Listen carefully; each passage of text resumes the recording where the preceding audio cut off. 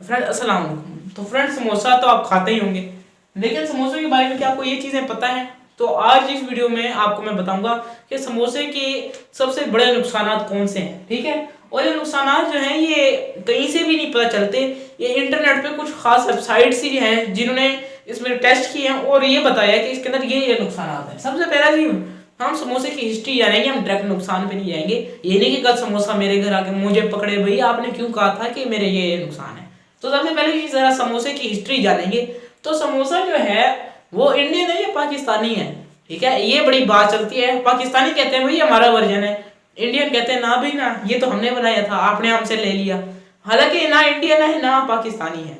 ये एक बहुत ही जबरदस्त साइंटिस्ट जो कि जिन्होंने एक ऑटोबायोग्राफी लिखी थी और उसमें एक खास इसका कॉन्सेप्ट दिया था जिसको समोसरा कहते थे, यानी आर था, ए से पहले आर था, ठीक है। उन्होंने उसमें एक कॉन्सेप्ट दिया था खाने पीने का कि उस वक्त जो है क्योंकि वो उस वक्त के वक्त के बराबर मुताबिक था, तो उसने कहा यहाँ पर जी एक बड़ी मजे की डिश है जी समोसा, और उसकी तीन कोने हैं उसके निकले हुए, ठीक है, और उसको लोग खाना बहुत पसंद करते हैं। मतलब ये ऑटोबायोग्राफी लिख रहे थे उस वक्त, तो उसके अंदर ये चीजें लिखी। तो इससे हमें ये पता चलता है कि बहुत ही पुरानी और दूर दराज सल्तनतों में ये समोसा खाया जाता था, और वो शिफ्ट होते होते होते होते मुगलिया बादशाह जी अकबर इसको इधर ले आए, ठीक है। और ये सब कॉन्टिनेंट में बराबर तौर पे समझिए, पाकिस्तान में भी तभी आया है जब इंडिया में आया था, ठीक है। और ये इंडिया और पाकिस्तान पहले क्योंकि एक ही थे, तो यहाँ पर ये एक साथ ही समोसे को जारी किया गया था और अभी तक वो जारी ही है।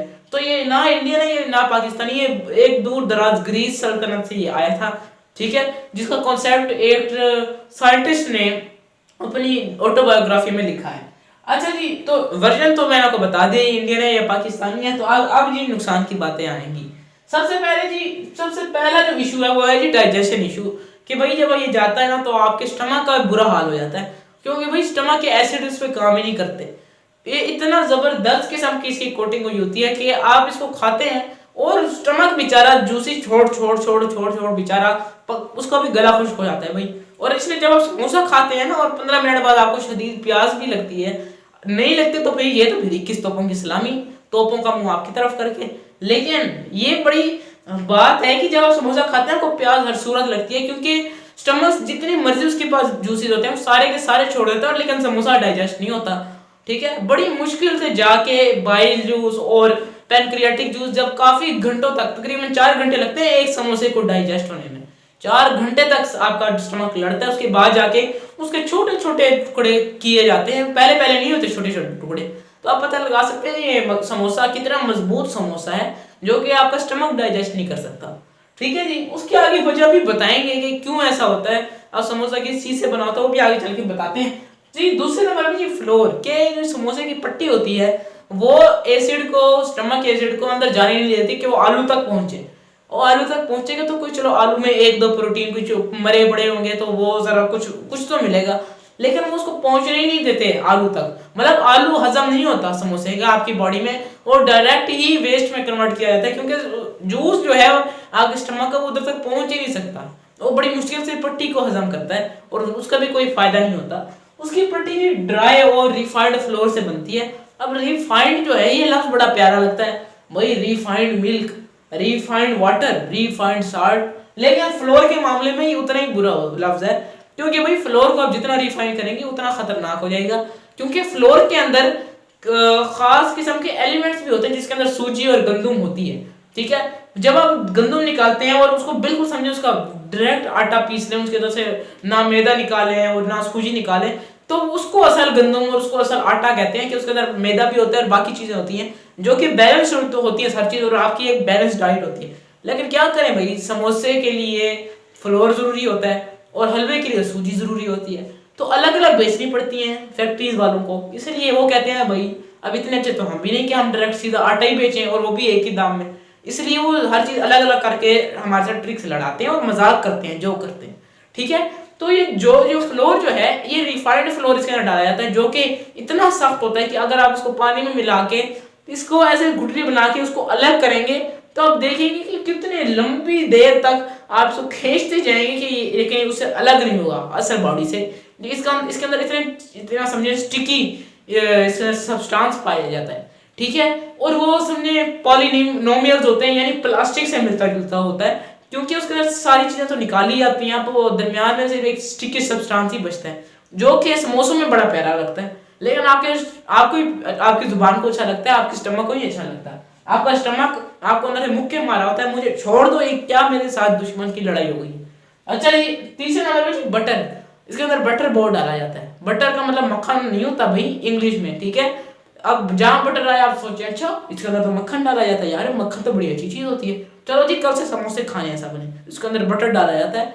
वही बटर से मुराद मक्खन नहीं होता, ठीक है। बटर से मुराद एक खास चीज होती है जिसका समझे, जो कि क्या चीज होती है, उसका कोई खास नाम नहीं है, ना मक्खन ना घी ना कुछ।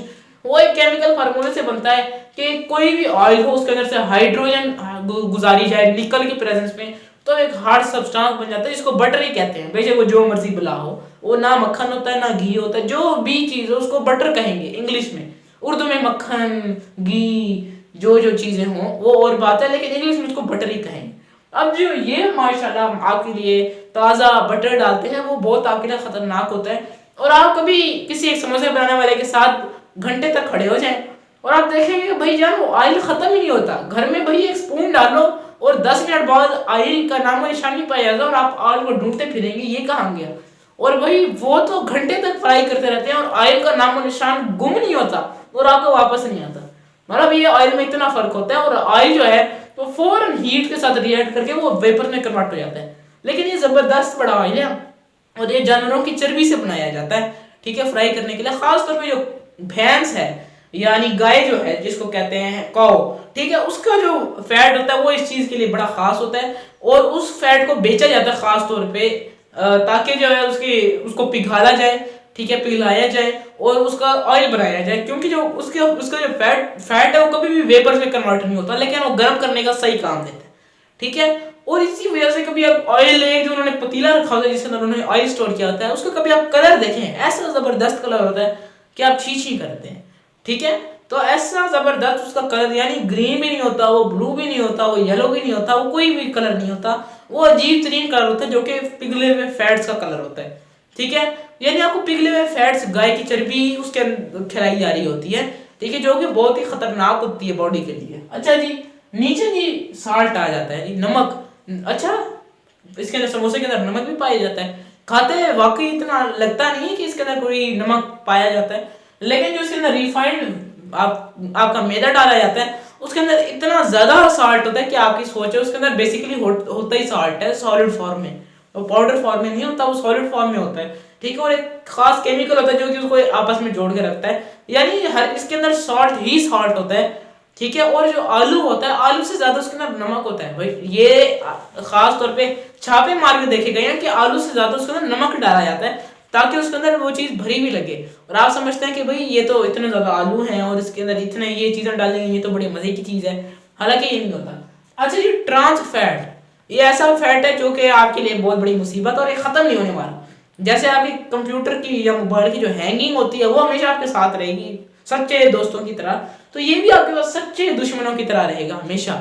आपके पेट को गुब्बारे की तरह फुला के आपके साथ हमेशा रहेगा पक्के दोस्तों की तरह, बेशक गर्मी हो सर्दी हो, और ये कभी पिघलेगा नहीं। ठीक है, आप सोचेंगे भाई समोसे खाने से बंदा हो जाता है मोटा, मैं तो एक्सरसाइज करूंगा और फिर भाई वही हाल हो जाएगा मेरा, वो तो सारा खत्म हो जाएगा। वही एक्सरसाइज सिर्फ ऐसे फैट को खत्म करती है जो कि खत्म हो सकते हैं, यानी वो स्टोर्ड फूड हो, वो कोई वेस्ट मटेरियल ना हो जो कि बॉडी बेचारी कहीं से भी ना निकाल सकती और उसने उसको एक पैकेट में बंद करके लगाया, उसको हम ट्रांस फैट कहते हैं, ठीक है। और उसको कभी भी खत्म नहीं किया जा सकता, यानी वो आपके ऊपर जबरदस्त किस्म का वजन डाल के रखता है और आपको एक्टिव रखता है। तो फ्रेंड्स, उम्मीद आपको अच्छी लगी होगी। अगली बार समोसा खाते हुए इस वीडियो को जरूर याद करिएगा, ठीक है, बहुत मजा आएगा। अगली वीडियो में मिलेंगे, अल्लाह हाफिज।